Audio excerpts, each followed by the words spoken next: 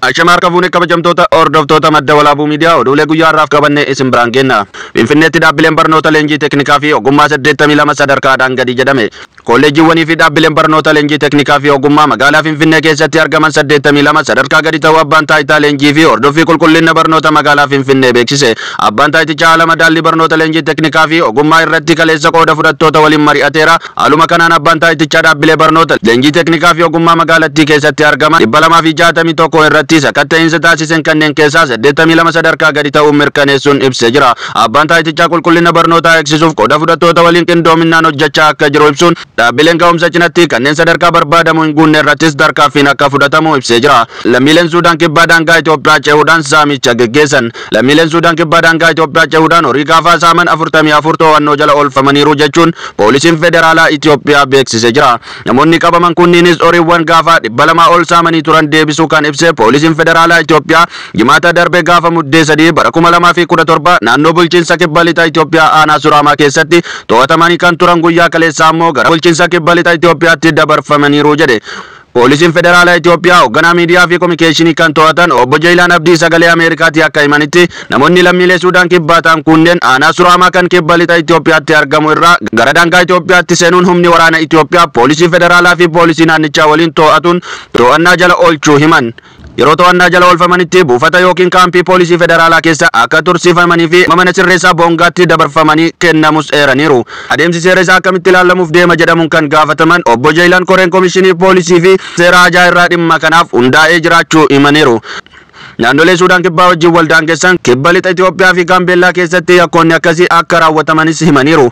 Hoogganaan biiroo nageenya bulchiinsa naannoo kibba lixa Itoophiyaa obbo Andennet Ashannaa fi namoota shakkamtoota waliin meeshaaleen waraanaa 21 garagaraa to'annoo jala oolaniiru jedhe.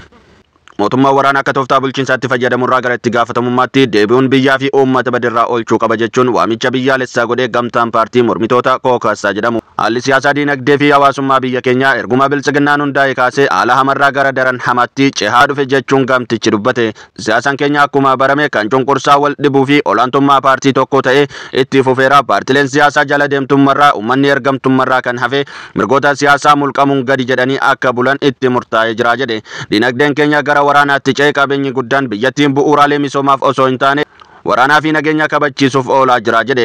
Guddina misoomaa waan jedhamu hafee qalamii dibuu ta'eera. Qaala'insi jireenyaa dandeettii ummataatii ol ta'uun abdii kutatee fi obsa dhabuun godaannisa filannoo isaa ta'ee jira jedhe. Jireenya hawaasummaa keenyaa hojii dhabdummaan daddaaquu dhaabbilee hawaasummaa fi ciccituu yookaan qancaruu tajaajilaatiif ibsamaa jira. Hojjettoonni uffatanii jiru jedhe. Komiin hojjettoota barnootaa fi tajaajila fayyaa irraa dhagayamuu yaaddessaa ta'ee dhufeera. Garumallee uummataaf mootummaaf akkasuma hawaasa idil addunyaatiif kan dhiyeessan dhaabbileen siivilii miidiyaalee dhaabbileen namoomaa fi tola ooltummaa akka sagaleen isaanii hin dhagamne mirga bilisummaa socho'uu isaanii gaafii keessa galeeraa jedhan. Uummata biyyattii gidduutti garagaltee babal'isuun qoqqooduun amala paartii biyya bulchuu ta'eeraa jedhan. Ce'umsi bakka hin jirretti haga ce'umsaa mariidhaaf kutannoo osoo hin qabaanne waa'ee marii biyyaalessaa hawaasummaa mootummaan olola malee haala qabatamaa lafarratti jiru walitti hin dhufu jechuun rakkoo biyyattii kan tarreesse gamtaan kookaasaa ejjennoowwan armaan gadiitiin ibsatee jira. Walitti bu'iinsaa fi waraana babal'isaa marii fakkeessaa fi olola oofuun bakka loon hin oolle koboota guuruudha jedhe.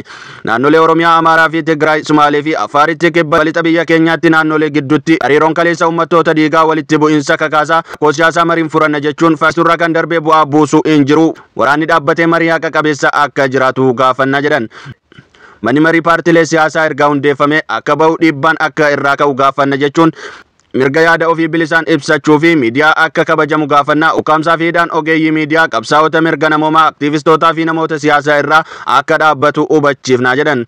Ce'umsi bakka hin jirretti faaruun ce'umsaa hamma himamaa jiru hiikkaa hin qabu. Adeemsi haqa ce'umsaa hirmaachisu ammaataa ta'ee fi amanamaa ta'een diriiree hojiirra akka oolu waamicha goonaa jedhan.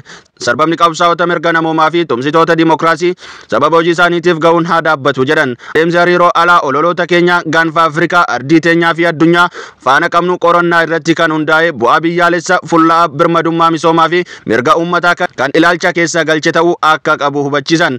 Dirreen siyaasaa dhibbatee abbaan hirrummaa paartii tokko jalatti kufee jiru hundaafuu hin fayyadu waan ta'eef hojii diigumsaa kanarraa of qusachuun mootummaan gaafatamummaa irra jiru baachuu qaba jedhan.